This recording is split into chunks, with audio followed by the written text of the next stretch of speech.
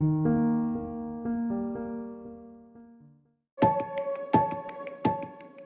everyone, this is Ramita Mojumdar. Welcome to my channel. Today we will be discussing about the first chapter of CBSE Class 10, Social Science Geography, Resources and Development. This is today's topic.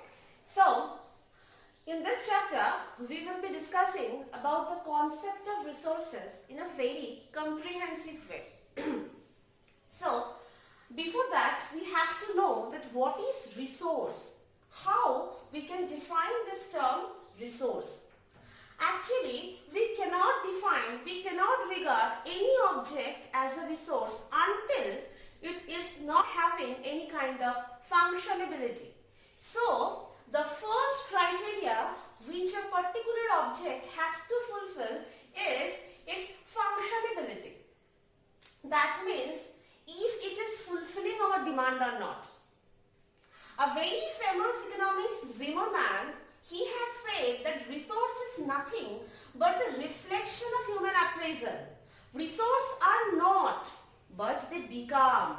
We actually make a particular substance or object a resource. By what? By modifying it, by adding some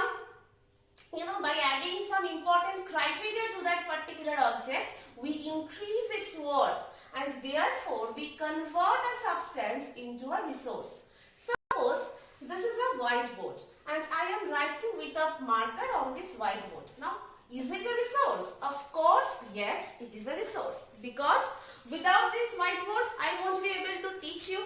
So this whiteboard is fulfilling my demand because I am able to write something on this board, so it is helping me. So this is a resource. So anything which has some function, which has that capacity of fulfilling my demands, that is known as a resource. Now, resource has three important features, or you may say three important criteria. The first criteria is that it must be technologically accessible. Maybe, I'm just giving an example, maybe in the Himalayan region there is a huge mine of coal, but we cannot access it because of some technological, the lack of technological upgradation. So, it cannot be regarded as a resource because it is not used. It is not used by us. It is not fulfilling any of our demands. So, it is not a resource. So, first of all, we should be able to get it very easily. That means it should be technologically accessible. We can access that particular thing. The next one is the economically feasible. We should have that much monetary capability to buy it. Okay, so it must have the contribution, it must have the capacity to contribute something towards the economy of a country. Not only that, I am giving you an example that economically feasible means, suppose a person, he has found out a gold mine. Now he has extracted that raw gold. Now he has made some jewelries, but he is not getting that enough profit after selling those which he had already invested into that. So it is not fulfilling his demands, it is not giving him that much economic profit, so it won't be regarded as a resource because it is not an economically feasible thing. So it should have some economic benefits towards the society. It should have some economic benefit towards the gross national income of a country. Understood? The next one is the culturally acceptable. A particular object has fulfilled these two criteria, but it is not culturally acceptable. The society is not accepting it. The society is aware, they are quite ignorant to that particular object. So it won't be a culturally acceptable thing. Therefore, it cannot be regarded as a resource. So a resource should not hurt anybody's sentiment. It should be acceptable globally. It should be acceptable across the society of the entire country, rather entire earth, entire world. So without these three criteria, we cannot regard anything as a resource. So these three is very important. Then we have discussed Zimmerman. Okay, ki Zimmerman is saying ki we are modifying a particular thing. We are modifying. Suppose cotton textile industry. We are getting the cotton, then it has been processed in the industrial units, then we are getting to use it. So we are adding something to that particular thing, and that is then becoming a resource. Now you will find in your book that there is a interdependent relationship between the three components with the human being. So what is the major function of us? See, this is a triangular diagram. In the at the three extreme point, three things are written: nature, technology, institution. Okay, but in the middle is us, human being. So actually, if you can remember in class 8 geography, you have learned that if we classify resource in a broad way, then we can classify it into three types: human-made resource, man-made resource, natural resource, man-made resource, and human resource. That human resource is us. You can also remember in economics class 9, you have learned the chapter people as resource. So what is the main role of us? Actually, we are the greatest resource of all. Human resource is superior to other resource. Why? Because we are discovering the free gifts of nature which are given by the nature. It may be water, it may be soil, it may be land. Okay. So these three resources we have discovered, we have got from the nature. Now how to use them to its maximum?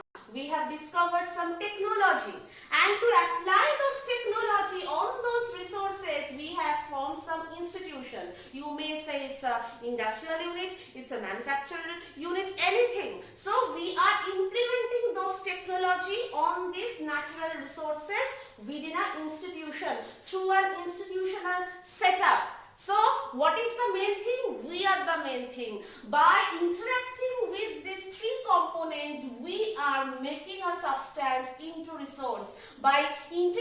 Through this interdependent relationship, we are converting a substance into resource. So in that case, people as resource is very important. So, quality wise and quantity wise. Suppose a country named A. It has 100 people, but everyone is illiterate. And a country B, it has 75 population, but everyone is literate and technologically upgraded. So who will be regarded as a human resource? The population of the country B, because though quantity wise they are less than the country A, but all of them are healthy person, all of them are physically, mentally and technically upgraded. So they are utilizing the resource. Only the quantity does not matter.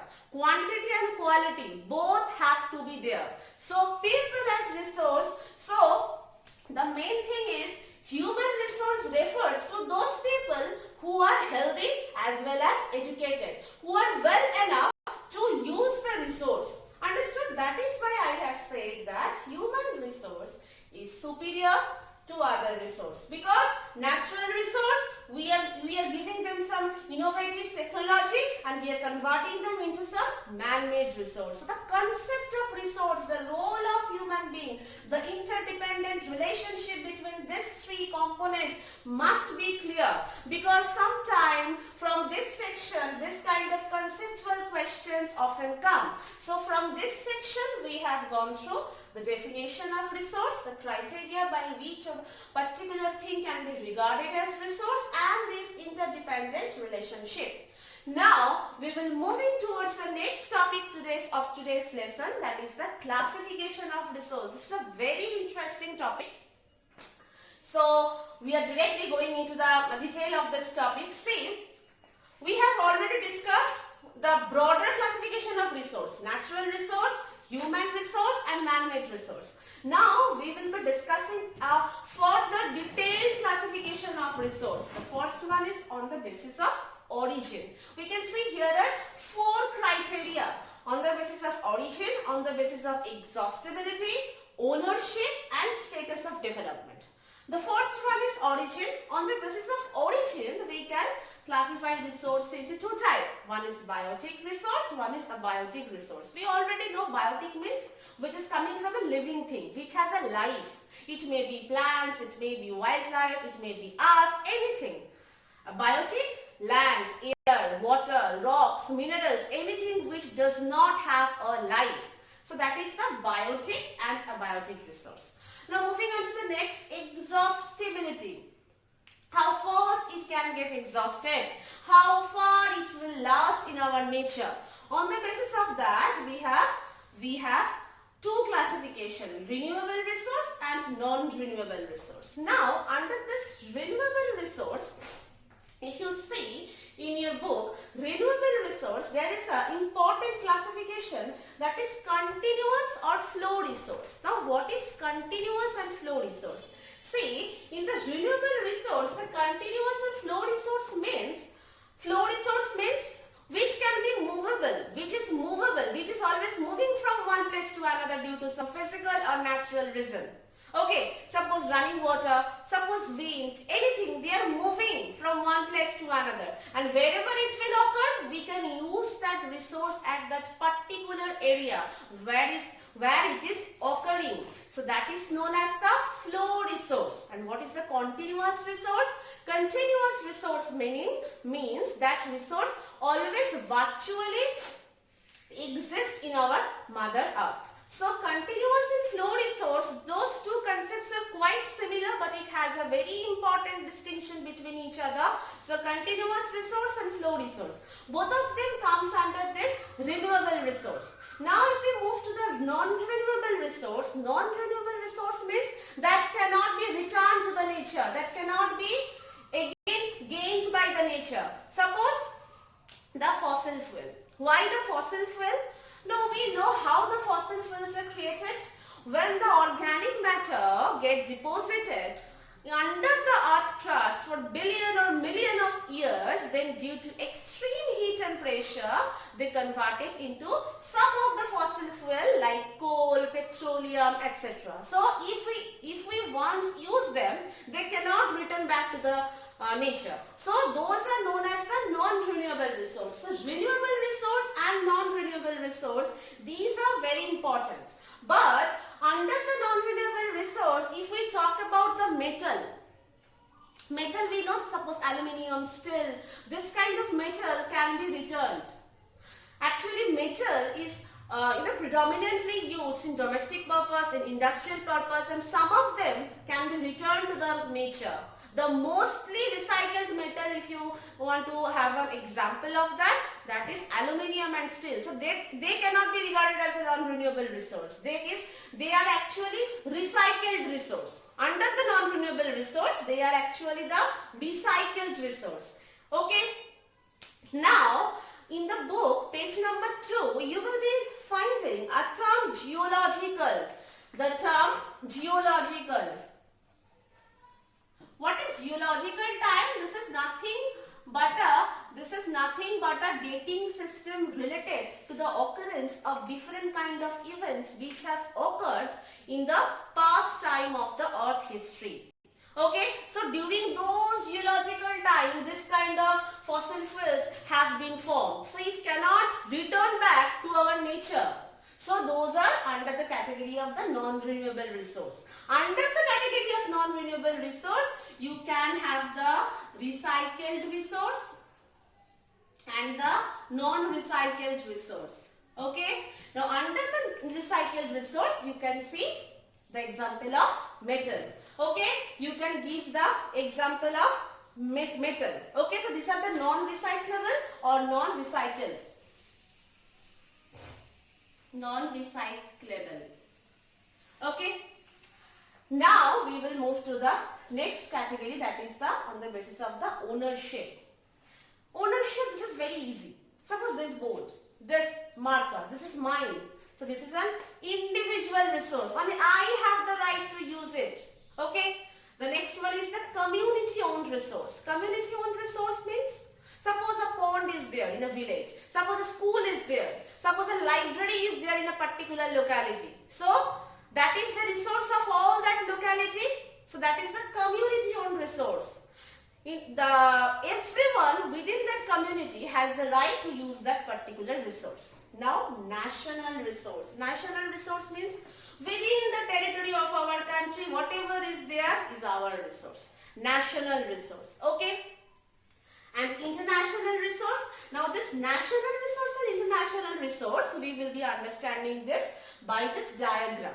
So, look at this diagram. I have just drawn the southern half of our country because we will be discussing about the international water also, and as you know that our northern portion of our country is totally bounded by land boundaries, so we are not taking into that. We are only focusing within the southern portion of our country. So I have drawn the peninsula portion of our country, the Deccan Peninsula. So see, there is the Bay of Bengal, there is the Indian Ocean, and there is the Arabian Sea. Now this is the geographical territorial boundary of our country.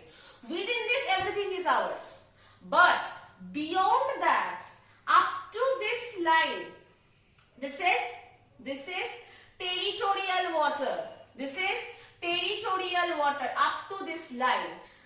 This is up to the 12 nautical mile. 1 nautical mile means approximately 1.9 kilometer. This nautical mile is a unit which is used for the measurement for marine navigation. Okay. So up to this is the territorial water. What do you mean by territorial water? Territorial water means that the water which is under our country, on which we have the jurisdiction. We have the right to explore this portion. So this is known as the territorial water. This is also within the Indian territory. This is actually passed through the United Nations. This is under one country's jurisdiction. Okay, so this is the coastal area. From the coast up to the 12 nautical mile, this is the Indian territorial water. Beyond that, up to 200 nautical mile is the EEZ, exclusive economic zone. This EEZ or exclusive economic zone is also part of India, on which India has some special right to explore, survey and conserve the marine resources. It has, over this area, India has a special right or exclusive right. That is why this is known as the exclusive economic zone. So this all comes under the national resource, because the Indian government has the authority to explore it, has the authority to look into this. But beyond that, it's the open sea. Now on the open sea, whose right is over there? No one. This is the international resource. Whenever any particular country will want to explore that resource, they have to take permission from the international institutions. Okay, so they have to take the permission of the international institutions, and with the agreement of them, they can explore it. Otherwise, no country has the authority to explore beyond this line. So in our case of our country, this is the territorial water, this is the exclusive economic zone. Understood? Now we will be going to the next topic, that is the status of development.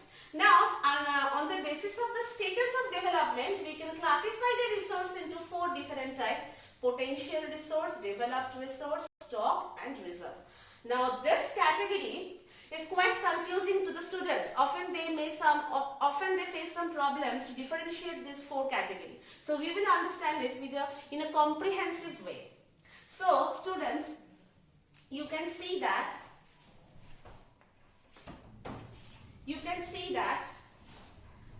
this is the classification I have drawn here: potential, developed, stocked and reserve.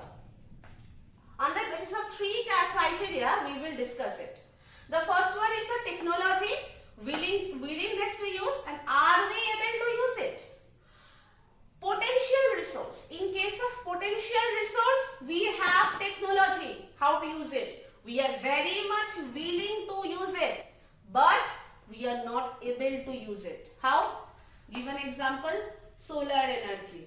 Okay, we have solar panel, we have solar We have the technology how to use the solar energy, but the amount of solar energy Earth receives, are we able to use it? No, we know it is a very potential resource. It can fulfill many of our energy demand, but we are not fully able to use it. We are using it, but not fully. So that is why this is known as the potential resource. Often we use a term like the student has a very potentiality within him, but he is not using his full potentiality. That means he knows how to use it, but he is not using it fully up to its maximum level. Okay, so the next one is the developed resource. It has the technology. We have known the technology, how to extract it. We have also known the quality, quantity of the resource, where it can be found. We are willing to use it and we are able to use it. So it is properly developed resource, such as petroleum. We know where they can be found, and we are extracting the crude oil, we are processing it, and we are using it. So this is a developed resource. Okay. The next one is the stock. Stock means what? We don't know how to get it. We have the idea, we have the willingness to use it, but as we don't know how to get it, as we have not developed yet the technology to extract it, we are not able to use it. Like, if you consider the water compound H2O, it has two hydrogen compound and it has one hydrogen molecule and one oxygen molecule, and we know hydrogen is a very important gas. If we can extract it, then we can use it, and we can fulfill so many demands of us, but we don't have the technology. You may say, why? There are so many technology, but not for a massive use. We have not the sufficient technology. So we know, but everyone, all the common people, all throughout the world, all the people cannot use it or cannot extract it so easily. So this is stock. We have to invent the suitable technology for its excessive use. And the last one is the reserve. We have the technology. We can able to we have the technology, but we are not using it. Why? Are we able to use it? No. We have kept them as reserve for the future use. Suppose Amazon River. It has a very potentiality to generate the hydroelectric power, and we have the technology, but recently, in the present time, we are not willing to use them. We are keeping them as reserve for the future purpose, so that the future generation can use them, can exploit them. We are keeping it as reserve. This is the basic difference between the potential, developed, stock and reserve. In case of potential, we have everything, but we cannot use it fully. But here also we have everything, but we are not willing to use it. This is our choice. We will not use it. We will keep it for future. So this is the basic difference between the potential and the reserve. In the exam, often the classification, the definition, even the comparative study come. So what you have to do? You have to have a clear concept, and whenever you will write the question, you will give some suitable example. So friends, today we have learned the concept of resource, the classification of resource, and all the classifications in a very comprehensive manner. So that's it for today. If you like my class, do like, share, comment and subscribe. Thank you.